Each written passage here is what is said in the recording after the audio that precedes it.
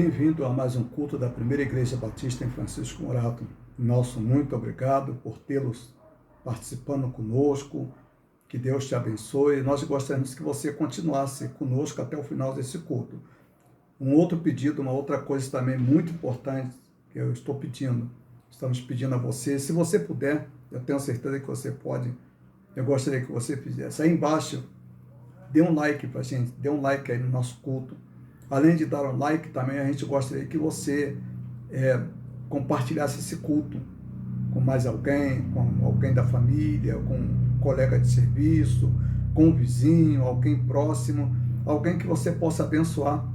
Através desse culto você pode abençoar muitas vidas. Então, dê um like no nosso culto. Nosso muito obrigado desde já. Irmãos, nós temos algumas atividades e eu gostaria de fazer destaque dessas atividades que teremos durante a semana. Aos domingos, pela manhã, nós temos a nossa escola bíblica dominical, a partir das 9 horas. Tem sido uma verdadeira bênção, algo de extraordinário tem acontecido. É uma experiência muito nova, mas tem sido assim uma experiência muito gratificante pelo número de irmãos que estão assistindo e também pela participação, ou as participações, né, de famílias, né, de membros da igreja. Então, nós queremos aí parabenizar a todos aqueles que têm participado diretamente das nossas escolas bíblicas dominical, e também nós queremos convidá-los para participar dos nossos cultos de orações. Esses cultos são realizados às terças-feiras, a partir das 20 horas. Também tem sido cultos muito bons, muito participativos, e nós gostaríamos de convidar aqueles que ainda não participaram. Venha participar conosco. Isso para nós tem sido motivo de grande alegria e vai ser maior ainda ter você conosco. Temos alguns aniversariantes nessa semana que se passou, a semana que encerrou ontem, sábado. Nós temos aí alguns aniversariantes. No dia 13, que foi na segunda-feira, nós tivemos a irmã Altamira e a Samara. Nós queremos agradecer a Deus pelas vidas das irmãs, que Deus abençoe, e que as irmãs continuem sendo bênçãos para todos nós, bênçãos para os parentes, para os amigos que estão muito próximos, para aqueles que convivem, né, com essas irmãs. Nós queremos, então, parabenizá-las, viu? Que Deus abençoe e que as irmãs continuem sendo uma bênção, ou bênçãos para todos nós. Casamento, nós temos aniversário de casamento. A Cristiane e o Adilson completaram mais um ano de casados. Parabéns, Adilson e Cristiane. Que Deus abençoe as vidas de vocês e que vocês continuem a ser bênçãos, não somente para o filho, mas também para todos aqueles parentes, amigos que estão sempre ao redor dos irmãos. Parabéns, que Deus possa abençoá-los de forma muito especial. Nós vamos ouvir uma música e após a execução dessa música, nós estaremos retornando ao culto e assim estaremos orando ao nosso bondoso Deus. Retornando ao nosso culto, nós vamos orar. Após a nossa oração, nós vamos ouvir mais uma música e logo em seguida a gente dá continuidade ao nosso culto. Nosso Pai que estás nos céus, santificado seja o teu nome. Ó Pai, seja feita a tua vontade, assim na terra como no céu. Ó Pai, o pão nosso de cada dia, ó Deus, nos dá hoje, ó Deus, e perdoe, ó Deus, as nossas dívidas, assim como nós temos perdoado, ó Deus, aos nossos devedores. Ó Deus, não nos induza, ó Deus, à tentação, mas livra-nos do mal, ó Deus, porque teu é o poder, é o reino e a glória. Pai bendito, nós queremos te agradecer, ó Deus, pelas vidas dos aniversariantes desta semana que se passou. Obrigado, Deus, pela vida da irmã Altamira. Deus, obrigado pela vida da Samara. Obrigado, Deus, pela vida do Adilson, pela vida de sua esposa, a Cristiane. E se porventura, ó Deus, há outros aniversariantes que, por motivos alheios à nossa vontade, ó Deus, não estão aqui sendo citados, ó Deus, que o Senhor também, ó Pai, possa abençoá-los de forma muito especial. Ó Deus, nós queremos, ó Pai, nesta hora, te pedir, ó Deus, as tuas bênçãos para cada membro da igreja, ó Deus. Abençoe a cada um, ó Deus. Abençoe, ó Deus, a tua igreja, ó Pai. Cuide, ó Pai, dos teus servos, ó Deus. E venha ajudá-los, ó Deus, a crescer, ó Deus, na graça e no conhecimento. Ó Deus, abençoe, ó Pai, a tua igreja. Ó Deus, abençoe aqueles que estão viajando, ó Pai. Abençoe aqueles que estão lá, ó Deus, fazendo a manutenção do santuário para a nossa volta. Obrigado, Deus, pelas crianças que já foram vacinadas, ó Deus. E nós te pedimos, ó Deus, que o Senhor, ó Deus, faça com que, ó Deus, as vacinas cheguem, ó Deus, de forma mais intensas, ó Deus, e muito mais rápidas, ó Deus, para que possamos, ó Deus, retornar, ó Deus, para os cultos presenciais. Ó Deus, muito obrigado, ó Pai, por tudo. Ó Deus, em nome de Jesus. Amém. Amém. Vamos ouvir mais uma música, logo em seguida a gente retoma.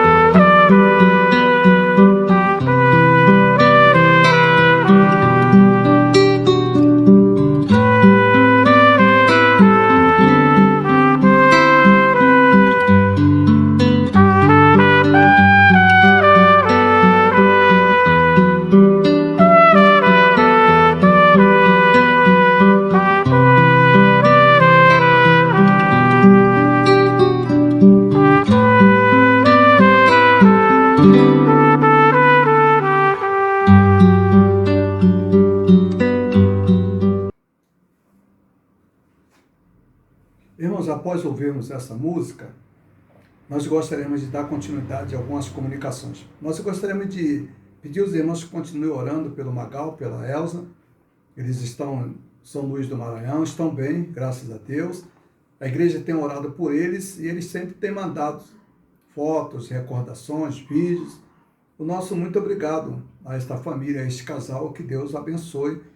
E já confessamos, a igreja confessa que já está com saudades, aguardando o regresso da Elza, o regresso do Magal, mas usufrua bastante das férias de vocês, viu? Deus abençoe, e está tendo muitas novidades, muitos milagres, muitas coisas boas acontecendo lá na casa da Elza, dos parentes da Elza, dos parentes do Magal, viu? Então, que essa viagem constitua bênçãos para a vida de todos vocês, certo? E que vocês cheguem aqui felizes, alegres, por tudo aquilo que Deus tem feito e que Deus há de fazer na vida de vocês. Então, parabéns, Magal, parabéns, Elza, que Deus abençoe e continue aí a usufruir dessas férias, viu? Deus abençoe a vocês. Irmãos, nós também queremos lembrar a igreja, os irmãos, que nós estamos em campanha de missões estaduais, missões mundiais, missões nacionais, viu? A Junta de Missões Nacionais, ela mantém trabalhos em todo o território brasileiro. E quem sustenta esses missionários são as igrejas. E a nossa igreja é uma das igrejas que tem participado intensamente do sustento de missionários. Então a gente gostaria de fazer um apelo a cada membro da igreja que contribuísse para missões, contribuísse para que esses missionários continuem fazendo o trabalho, sustentados pelas igrejas batistas e que nós continuemos a segurar as cordas enquanto eles descem no poço, viu? Então, nós estamos pedindo aos irmãos, participem, contribuam, entreguem as suas ofertas de missões. E também lembramos os irmãos que nós estamos aí na campanha de 1 quilo de alimento. A gente precisa toda semana ter as nossas cestas básicas preparadas para entregar àqueles que, por motivos, além de suas forças, né, estão passando por alguns momentos muito difíceis. A igreja tem procurado atender, a igreja os irmãos têm cooperado, mas eu apelo àqueles que ainda não cooperaram, que cooperem, viu? Participe aí. Eu tenho certeza que Deus vai te abençoar. 1 quilo de alimento, quando você for fazer a sua compra, separe 1 quilo de alimento e coloque lá na igreja. Isso vai para a cesta básica, viu? E uma outra coisa também, vamos continuar contribuindo com as nossas ofertas, com os nossos dízimos, porque a gente precisa terminar a manutenção do santuário para o nosso retorno. Graças a Deus, o trabalho tem sido feito, o irmão Carlos, juntamente com o irmão Ananias, estão ali trabalhando dioturnamente, e inclusive nós gostaríamos de pedir à igreja que orasse por eles. Uma outra coisa também muito importante, esses irmãos estão trabalhando lá, mas eu gostaria de pedir os irmãos que estão lá, o irmão Carlos, o irmão Ananias, que quando chegasse o momento de precisar de alguém para ajudar, falasse conosco para que nós pudéssemos fazer um apelo para que os homens fossem até lá também ajudar, né, naquela manutenção. Nós agora estamos praticamente na reta final e nós vamos precisar de gente para poder fazer a limpeza geral, porque tem muita poeira, muita sujeira, muito entulho, a gente vai precisar aí de braços fortes para poder colocar aqueles entulhos para fora, colocar na caçamba e a caçamba assim despachar para o local apropriado. Então, nós contamos com cada membro da igreja, principalmente com os homens, né? Os homens, não se esqueçam, estejam preparados para que os irmãos sendo convocados estejam lá para terminar aquela manutenção daquele santuário, viu? Então, nós pedimos, irmãos, que continuem orando. Então, obrigado, Carlos, obrigado, Ananias, obrigado aos demais irmãos que têm participado. Vamos continuar participando para que nós tenhamos nosso retorno seguro. Sobre o retorno das nossas atividades presenciais. Nós ainda estamos no final da pandemia. A pandemia não foi embora. Quando nós estamos naquele período que nós estamos com crianças sendo infectadas. Essa semana, na sexta-feira, eu estava ouvindo a Bandeirantes, o Jornal da Bandeirantes, e as informações é que há muitos adolescentes e crianças internadas, né? Evidentemente que o número de óbito é bem pequeno, mas o fato de ficar internado dias e dias, a gente não sabe, a ciência ainda não sabe as sequelas que vão ficar. O que a ciência tem é que a maioria dos casos as sequelas ficam. Agora, que tipo de sequelas? Isso só vai ter resultados, só vai aparecer daqui a 3, 4 anos, quando a ciência, né, fizer os seus estudos e começar a demonstrar as consequências, né, desta enfermidade que nós chamamos de Covid-19. Então, por isso nós ainda não voltamos. Nós vamos voltar. Agora, eu gostaria de fazer um apelo para os irmãos. Um apelo. Os irmãos que estão em casa e, porventura, né, acham que devem ir num culto numa outra igreja, a gente não vai ficar aborrecido. Nós não temos problema com isso. Nós não somos donos da vida de ninguém. Então, a gente não vai determinar que o irmão não vá ou vá. A única coisa que nós pedimos é isso. Nós ainda não estamos em período, né, de cessação da pandemia. Igreja, sim. Santuário, sim. É local de contaminação, de infecção, né? Então, há muitos crentes que alegam que a igreja é lugar, sim, de infecção. Então, se você for infectado lá na igreja que você está indo, não venha depois culpar ninguém. E nem venha também chorar. Aguarde um pouquinho mais. Tenha paciência. tenha paciência. A igreja está cultuando, sim. A igreja está em culto e nossos cultos têm sido muito bons e muito bem assistidos. Então não há motivo de você dizer, mas não está tendo culto. Culto está tendo, sim. Então faça um pequeno esforço e aí assista nossos cultos. Viu? Eu creio que você vai ser muito, muito abençoado. E quando chegar no momento apropriado, nós vamos voltar. Nós temos um protocolo. O governo do estado fez um protocolo sobre as atividades religiosas, um protocolo com várias páginas. E nós estamos lendo esse protocolo. Nós temos que obedecer às autoridades, obedecer à ciência. Isso não é perseguição religiosa. Isso é sabedoria, isso é inteligência, isso é amor, isso é preocupação com a vida do outro, isso é preocupação com a saúde do outro. Nós temos tido muita morte, irmãos, no nosso meio, no meio evangélico, no meio pentecostal está morrendo gente igual água, eles não dão importância para isso. A choradinha básica lá acabou, mas não é nosso caso. Nós valorizamos a vida é importante. Uma perda de um parente, de um membro da igreja é muito importante, é uma história de vida, é um sofrimento, são famílias que vão ficar desamparadas, são pais que vão ficar chorando, são esposas que vão ficar chorando, então nós não queremos isso. Aguarde um pouquinho mais, tenha paciência, Aí depois você vai recitar aquele salmo, esperei com paciência no Senhor e Ele se inclinou para mim e ouviu a minha voz. Aguarde, você não está lendo a Bíblia? O que a Bíblia diz? Eu esperei com paciência, vamos esperar um pouquinho mais, estamos quase no final, vamos sair dessa tempestade da melhor maneira possível, não vamos sair com muitas perdas, não vamos sair com muitos traumas, não vamos sair com muito... Não, nós não queremos isso, nós queremos ter um retorno, mas um retorno seguro, um retorno que nós possamos voltar tranquilos e que nós não tenhamos nenhum sentimento de culpa por alguém que ficou doente, ficou infectado e foi internado por causa da igreja. Muitas igrejas vão ter, deixa passar, daqui uns 3, 4 anos, a gente vai começar a receber os resultados desses trabalhos que estão sendo feitos aí, esse acúmulo de gente, em nome de Deus. Deus não aceita isso. Deus não é a favor da morte de ninguém, viu? A Bíblia diz que Deus não se alegra com a morte, de quem quer que seja. Então, que Deus abençoe o seu coração, um pouco mais de paciência. Pense em você, pense na sua família. Antes de você ir a um santuário, a uma igreja, assistir o culto, a igreja cheia, a igreja lotada, o santuário cheio, lotado, pense na sua família. Pense no seu esposo, pense na sua esposa, pense na sua mãe. Não faça loucura, aguarde um pouquinho mais. Logo a gente retornaremos e aí estaremos cultuando a Deus de forma mais tranquila, viu? Que Deus abençoe a todos e que você tenha plena paciência e vai dar tudo certo, viu?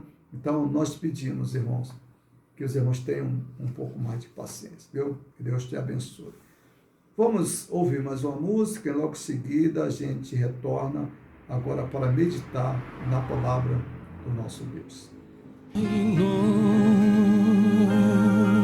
Nosso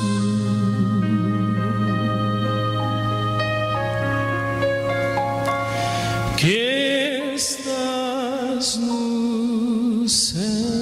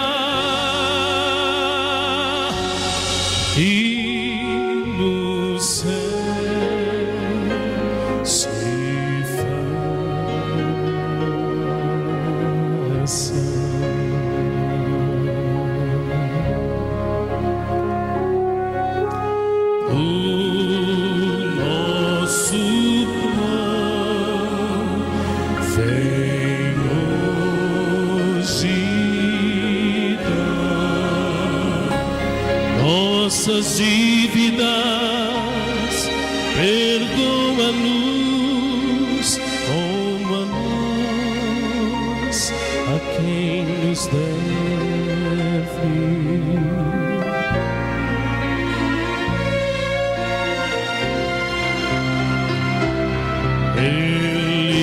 Livra-nos das tentações e dos males deste mundo, pois teu é o reino e o poder e a glória para sempre.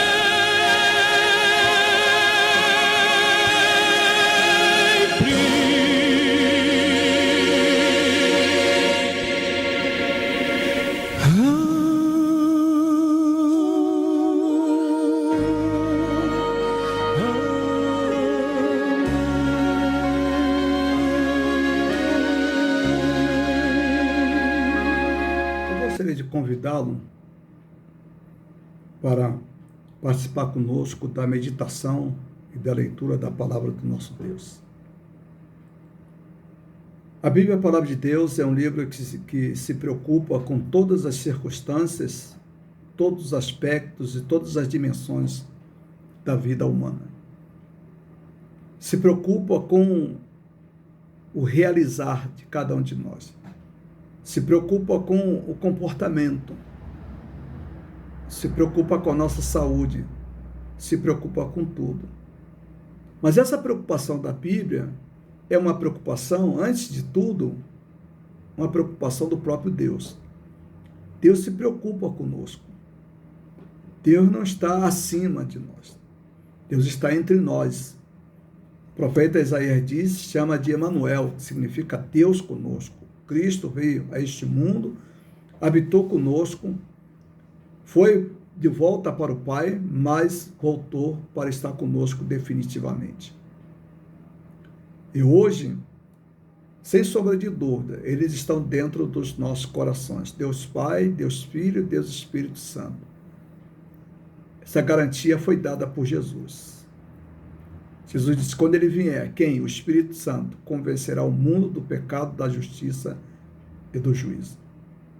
E ainda, Jesus Cristo disse que entraria em nossos corações e faria em nossos corações morada. É o que ele tem feito. Apesar de todas as nossas mazelas, apesar de todas as nossas falhas, apesar de todos os nossos pecados, apesar de tudo, Deus não é um Deus que nos abandonou, mas é um Deus que está presente conosco. É um Deus que está presente neste mundo. É um Deus que promove ações para o bem-estar do ser humano.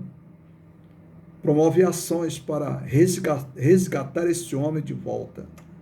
Promove ações para que esse homem seja muito mais feliz e muito mais abençoado do que tem sido. Mas, por outro lado, a Bíblia diz que todos pecaram e destituídos estão da glória de Deus. O pecado é um fato. O pecado é uma realidade. O pecado é algo que faz parte da nossa existência. Ele está presente na nossa existência. Os teólogos antigos, eles faziam uma grande pergunta. E a pergunta era a seguinte: podemos escolher pecar ou não pecar? E aí chegaram à conclusão de que não temos como não pecarmos. O pecado já faz parte da nossa natureza. Mas antes deles dizerem isso, a Bíblia já dizia isso há muito tempo. O que eles fizeram foi simplesmente sistematizar o que a Bíblia já havia escrito sobre isso, o que Deus tinha falado na Bíblia sobre isso. Então, todos pecaram e destituídos estão da glória de Deus. Porque o salário do pecado é a morte, diz o apóstolo Paulo. Mas o dom gratuito de Deus é a vida eterna em Cristo Jesus. Quem crê em Jesus e for batizado será salvo. Quem não crê, disse Jesus, já está condenado. Então, o pecado é uma realidade. E o pecado tem transformado a vida do ser humano num verdadeiro martírio, num verdadeiro inferno. A vida do ser humano tem sido vida marcada de muita tragédia. Tragédia nas mais variadas dimensões. E até mesmo nas dimensões espirituais, existenciais, todas as dimensões, a presença do pecado se faz notória. E uma das áreas, uma das dimensões em que o pecado se manifesta é aquilo que nós chamamos de pecado estrutural, pecado do sistema. E esse pecado ele se manifesta na opressão sobre os fracos, sobre os oprimidos, sobre aqueles que não têm vozes. Esse pecado nós chamamos de pecado social. E a Bíblia tem muita coisa a falar sobre ele. E na Bíblia nós temos bastante salmos que vão tratar deste assunto. E o salmo que nós queremos utilizar neste momento para esta meditação é o salmo de número 73, salmo de número 73. E nós vamos pensar durante esses poucos minutos sobre as ações de Deus em favor dos oprimidos. Salmo de número 73, o salmista, este salmo, ele vai trazer muitas lembranças, e este salmo vai nos mostrar como se processa essa forma de pecado. E atentem bem para o que diz. Eu vou começar a fazer a meditação a partir do versículo de número 5, mas eu gostaria que você que tem sua Bíblia em casa, lesse todo o salmo de número 73. E você vai ver a beleza desse salmo. Você vai ver o quanto é profundo esse salmo, o que ele tem a nos dizer. A primeira coisa que nós temos aí no salmo, a partir do versículo de número 5, o opressor se acha num mundo diferente, ou num outro mundo. Olha o que diz o versículo 5. Não se acham em trabalhos como outra gente, nem são afligidos como outros homens. Essa visão, ou esse comportamento que está presente na vida daqueles que são opressores, daqueles que detêm muito poder, poder que foram adquiridos na grande maioria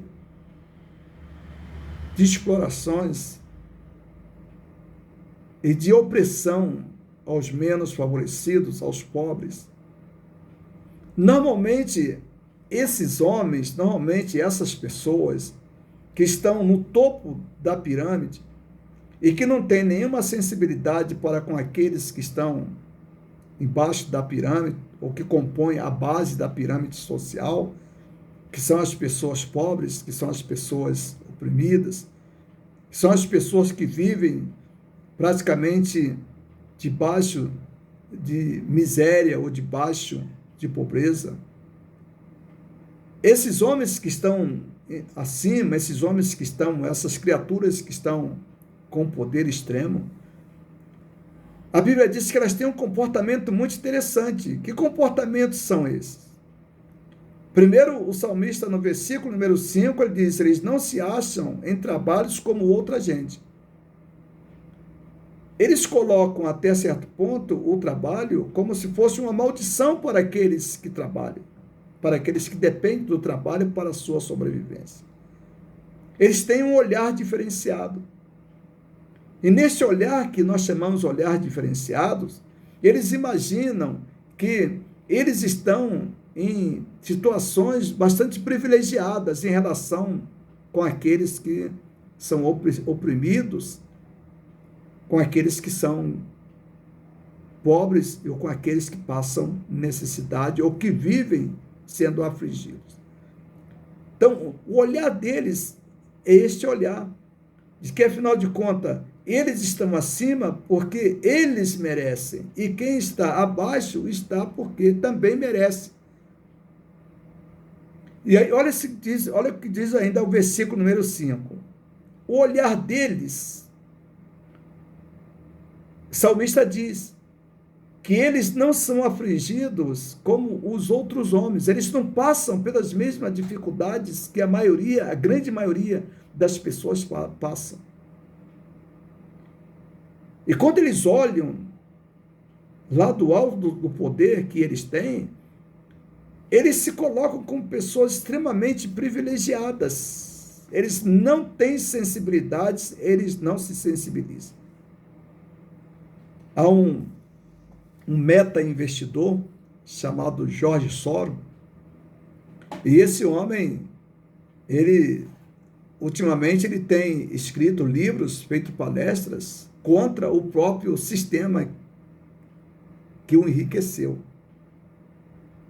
E ele, numa das suas passagens, ele diz que se os homens bilionários, os metas bilionários, se eles não mudarem de pensamentos, o nosso mundo será um caos.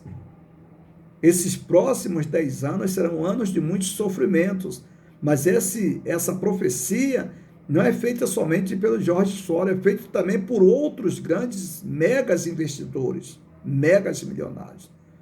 Além deles, também nós temos historiadores, nós temos filósofos que também falam sobre isso.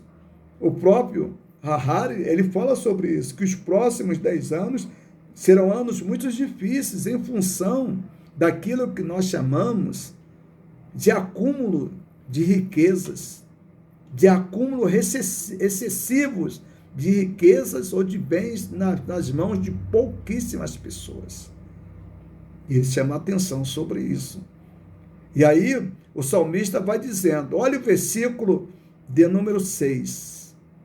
O que acontece com o opressor? Qual o comportamento do opressor para com aqueles que são oprimidos? O salmista, ele vai dizer no versículo número 6, pelo que a soberba os cerca como um colar. As ações desses homens são ações extremamente maléficas com relação a outra parcela da humanidade, a maior parte da humanidade, que não estão dentro desse grupo de pessoas opressoras, de pessoas detentoras de poderes, tanto econômicos como poderes políticos. Há uma concentração excessiva de riqueza e também de poder. E aí o salmista ele vai dizendo, versículo número 6, ele diz, pelo que a soberba os cerca como um colar. O olhar deles para com as demais pessoas, para com as demais parcelas da sociedade, é o olhar de soberba. E além de ter esse olhar de soberba, o salmista diz que eles usam de violência. E a violência na vida deles é como se fosse um adorno, é como se fosse um enfeite. Evidentemente que o salmista, ele está falando de uma forma muito interessante, aonde a gente pode aplicar essa questão da violência nas suas mais variadas formas de se apresentar.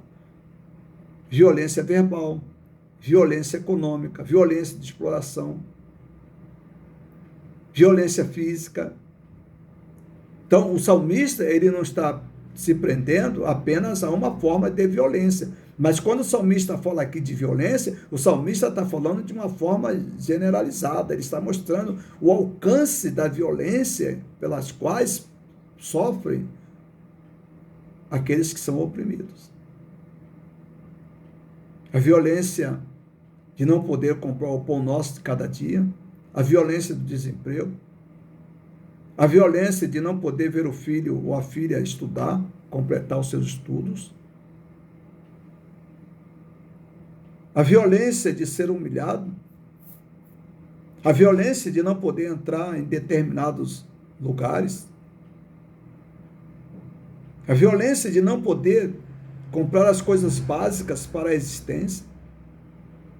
Olha, O salmista está dizendo que eles usam de violência. Quando fala que eles usam de violência, eles se utilizam da violência nas formas mais variadas possíveis. É isso que ele está falando. A diminuição do salário, a diminuição do poder aquisitivo, tudo isso faz parte desta violência que o salmista está nos mostrando. E que os poderosos, aqueles que têm o poder absoluto em suas mãos, se utilizam desses meios para poder se manter, no poder. Então o salmista ele fala no versículo de número 6 sobre dois comportamentos. O comportamento da soberba, eu estou acima dos outros, eu sou mais privilegiado, e se eu tenho riqueza é porque Deus me concedeu, e se os outros não têm, porque os outros são vagabundos, porque os outros não trabalham. Essa semana eu recebi um telefonema de alguém lá do Mato Grosso, e eu fiquei extremamente impactado com aquele líder religioso, que ele estava falando a respeito dos pobres. O que ele quis dizer é que os pobres são vagabundos.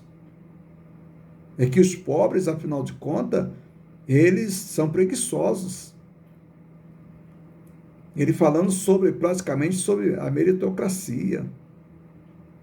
E eu fiquei imaginando, eu falei, quanta falta de sensibilidade, quanta falta de amor, quanta falta de respeito para com o ser humano que está em situações piores do que a dele.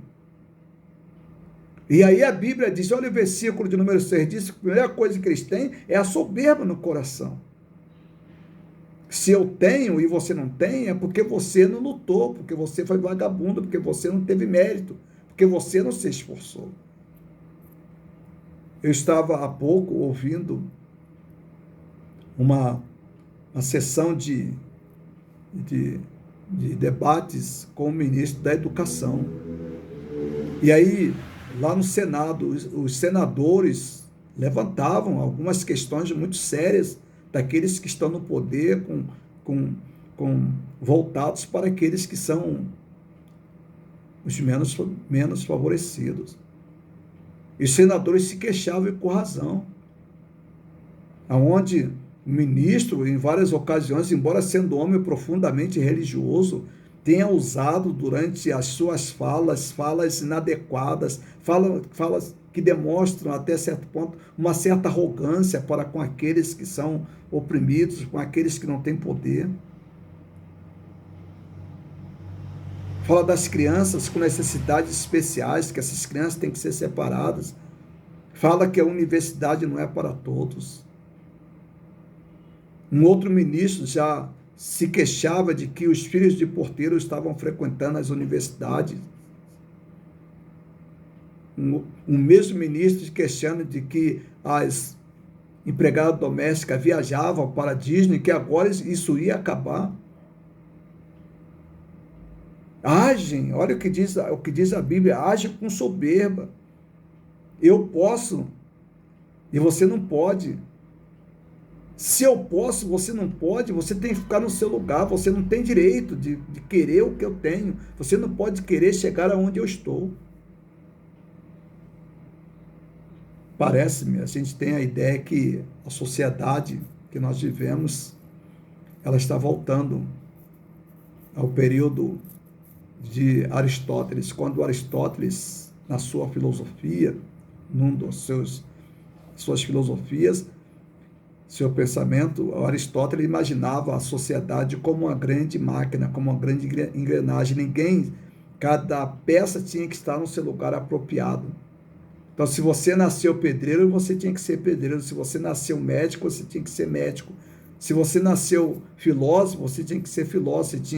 Você não poderia. Quem era pedreiro não poderia querer ser filósofo. Quem era pedreiro não poderia ser médico, porque segundo ele, você ia causar dificuldades. Essa máquina não funcionaria da maneira como deveria funcionar. Em grosso modo, é isso que Aristóteles ele procurou mostrar. E isso parece que está presente na nossa sociedade.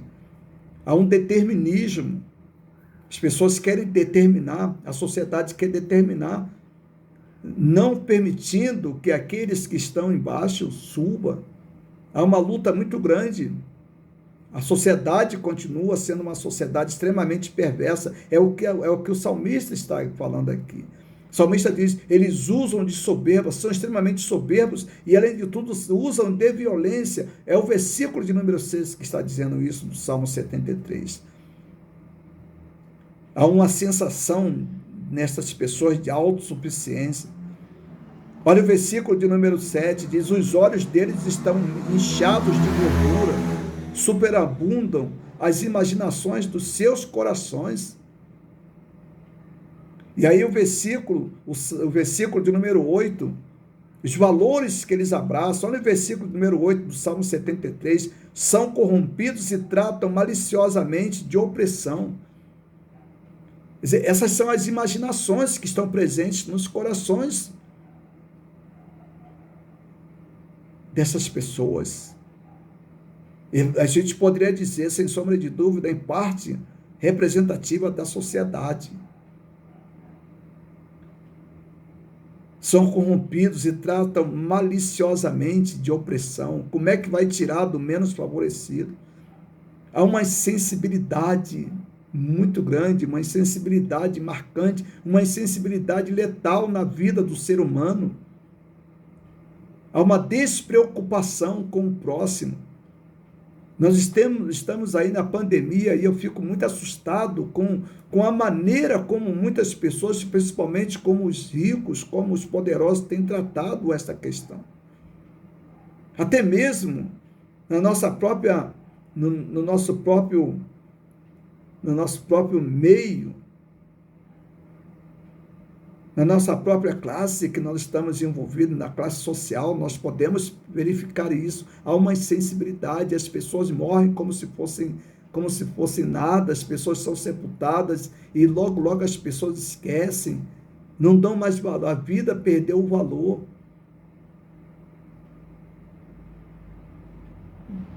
As pessoas estão preocupadas com outras coisas, não estão preocupadas com a vida, não se lembram que por detrás de cada ser humano há uma história, há uma preocupação divina para com esses seres humanos. Deus se preocupa com eles, sim. Deus se preocupa com o ser humano, e Deus se preocupa tanto com um quanto com o outro. Deus se preocupa com os ricos, Deus se preocupa com os poderosos, e também Deus se preocupa também com aqueles que não são poderosos. Valores da vida são corrompidos e tratam maliciosamente de opressão, versículo de número 8. E aí o versículo número 8 diz, falam arrogantemente. Gente, apesar de ser um homem religioso, quanta arrogância esse ministro da educação, a maneira dele tratar o pobre, a maneira dele tratar os menos favorecidos, a maneira como ele trata. Como são arrogantes. Parece que eles são privilegiados, parece que só eles são filhos de Deus, parece que só eles têm direito. Os seus filhos devem estar em boas universidades. E aí eles vão dizer, estão porque merecem, estão porque estudaram. Será que é isso mesmo? E os outros? O salmista diz, falam arrogantemente, são maliciosos e também são opressores.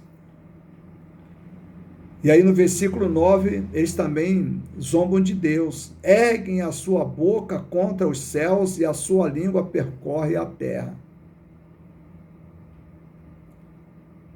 Essa é a maneira como eles tratam, a maneira como eles veem o mundo, a maneira como eles veem as coisas. Olha o que diz os versículos, começando do versículo 10, pelo que o seu povo volta aqui, a água de copo cheio, e lhe espremem. É uma maneira simbólica que o salmista está falando, como essas pessoas oprimem, como essas pessoas são opressoras, e dizem, como sabe Deus, ou há de conhecimento do Altíssimo, eles, além deles explorarem, além deles oprimirem, além deles praticarem a maldade, além deles serem maliciosos, além deles serem soberbos, eles ainda se zombam de Deus, ainda se voltam contra Deus. Eis que estes são ímpios e todavia eles estão sempre em segurança, eles aumentam as riquezas. Esta é Essa é a visão que o salmista está tendo. O salmista diz, olha, essa turma, cada vez que passa, eles zombam de todos, eles zombam de Deus, eles zombam de todo mundo, mas eles continuam crescendo.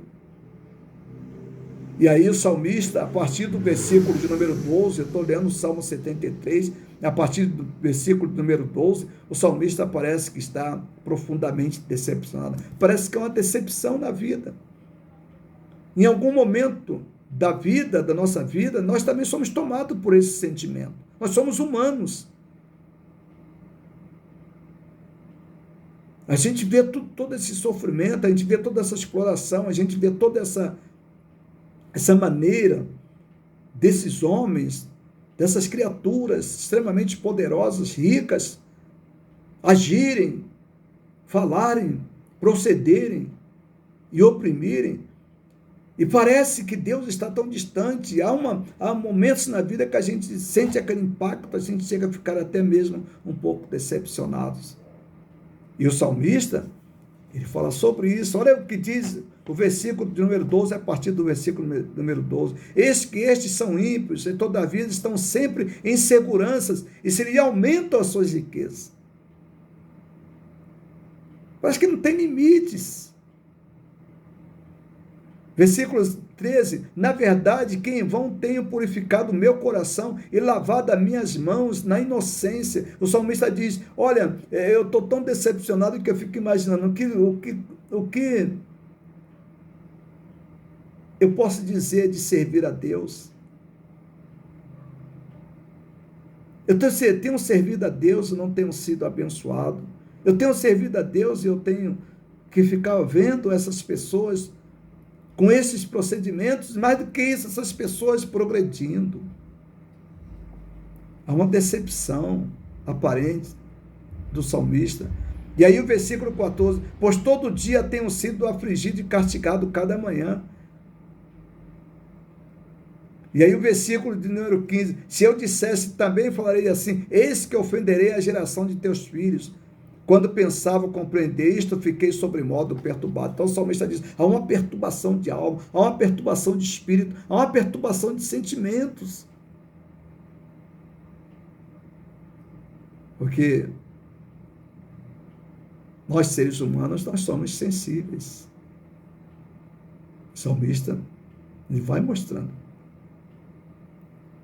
E agora o salmista, ele vai abrir um novo horizonte. O salmista vai mostrar que tudo isso é efêmero. O salmista vai mostrar que tudo isso é passageiro. O salmista vai mostrar que isso não permanece para sempre. O salmista vai mostrar que Deus não se alegra com aquele comportamento, com aqueles comportamentos. Mas o Deus que aparentemente parece distante, o salmista agora, ele vai mostrar que Deus está presente na história, que Deus está agindo, que Deus está atento, e que o mundo não está entregue ao léu da sorte. Há um Deus que olha para nós, há um Deus que olha para a humanidade, há um Deus presente.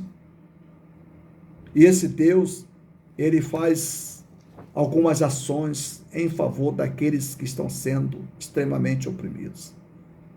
E aí o salmista, a partir do versículo 17, ele diz, até que entrei no santuário de Deus, então entendi o fim deles. Olha, o salmista aqui está se referindo a entrar num santuário. Hoje, o santuário de Deus é as nossas vidas, é o nosso coração.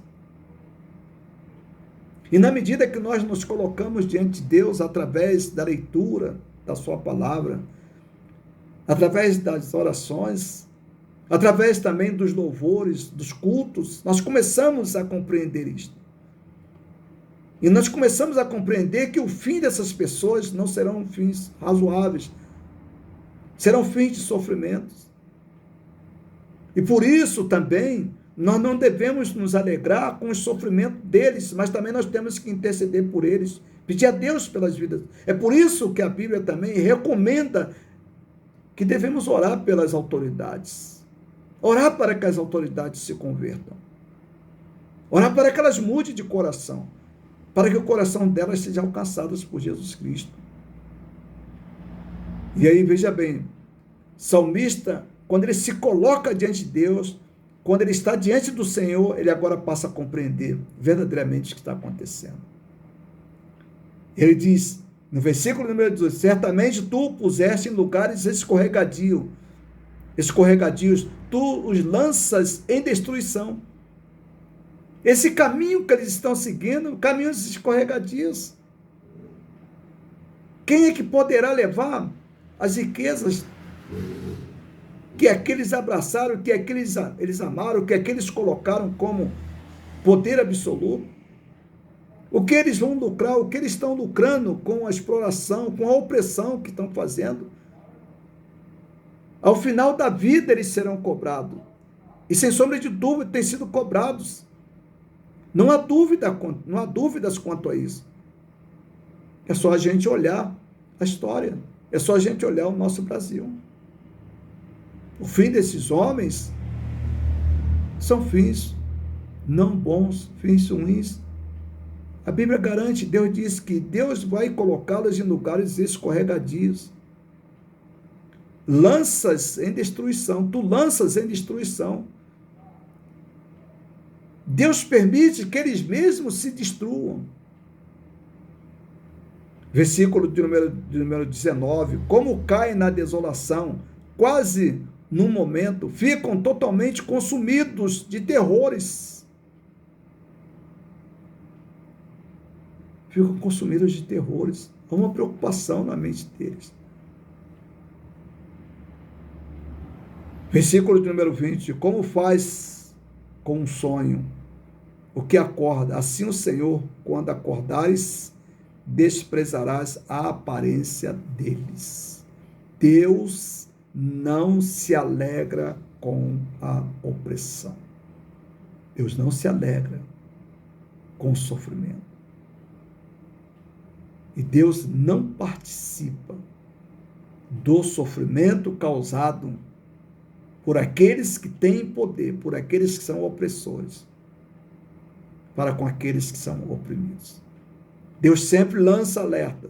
Deus quer que o opressor também se converta. Deus quer que o opressor também mude de vida. Deus quer que também o opressor ele tenha um novo estilo de vida, um estilo de vida voltado para o reino de Deus. Você que está sofrendo, você que está passando momentos difíceis, lembre-se de uma coisa: Deus te ama e Deus tem agido em seu favor. Deus ama aqueles, mas você não está desprotegido. Os olhos do Senhor estão atentos para você. Portanto, que Deus abençoe a sua vida. Deus abençoe o seu coração. Amém. Vamos ouvir mais uma música e logo em seguida a gente retorna para orarmos ao nosso Deus e assim concluirmos o nosso culto.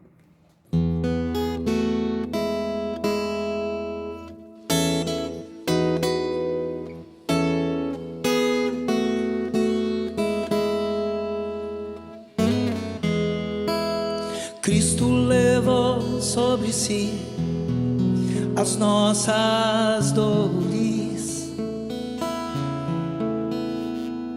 Ele levou sobre si as nossas transgressões. Vamos cantar juntos, aleluia. O castigo que nos traz a paz estava sobre ele, e por suas chagas fomos sarados.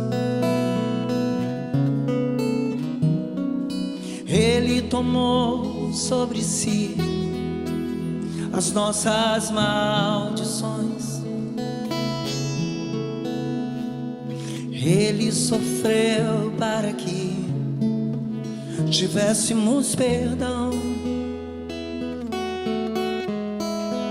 O seu sangue derramou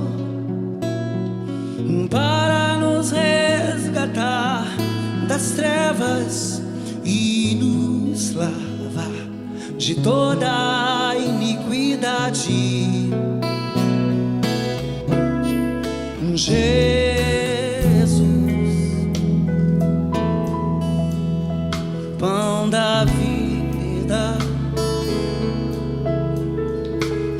Jesus. Vamos ficar em pé? Aleluia. Luz do mundo, príncipe da paz, príncipe da paz, maravilhoso conselheiro, fonte de eternidade e amor. Jesus,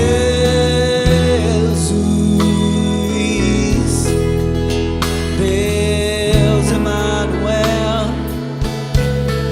Jesus, oh Jesus, Santo dos Santos, oh Ele é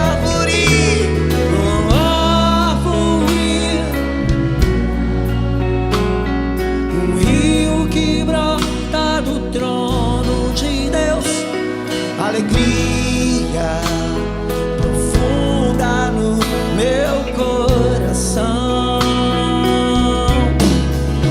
Cristo levou sobre si as nossas dores, Ele levou sobre si as nossas transgressões. O castigo que nos traz a paz estava sobre ele, e por suas chagas um fogo estarás. Oh Jesus,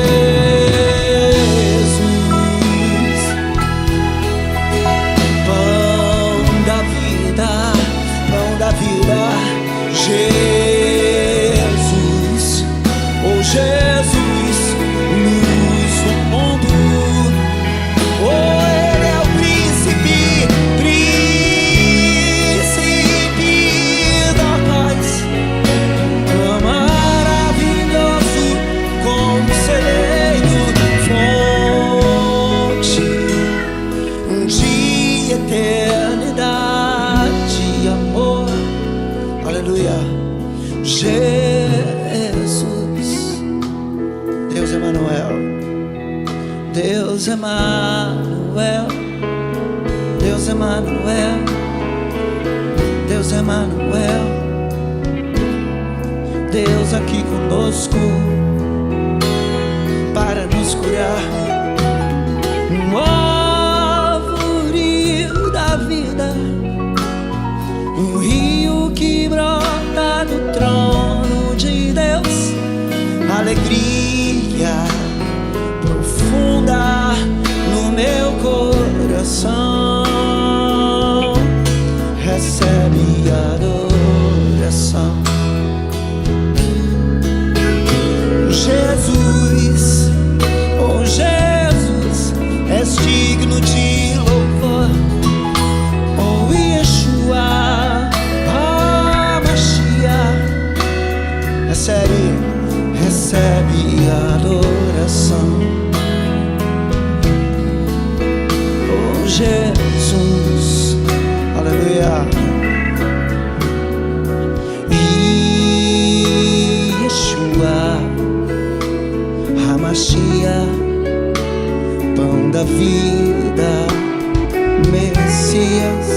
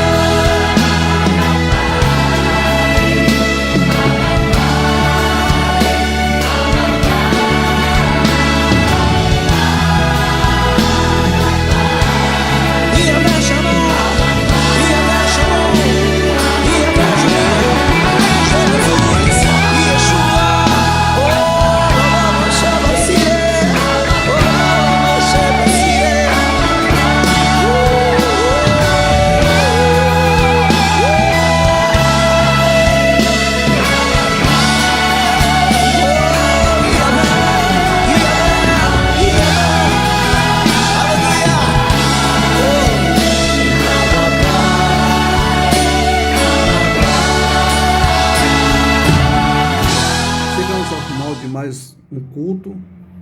Nós queremos agradecer a sua presença, nosso muito obrigado, que Deus te abençoe e que essa semana seja uma semana de muitas bênçãos para a sua vida. Que Deus te abençoe de forma muito especial.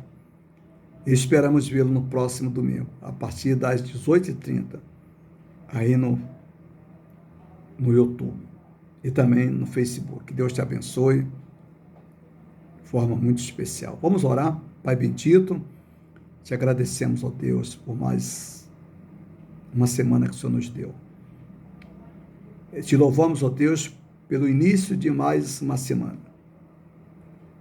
Louvamos o teu nome, exaltamos ao Senhor, glorificamos ao Senhor.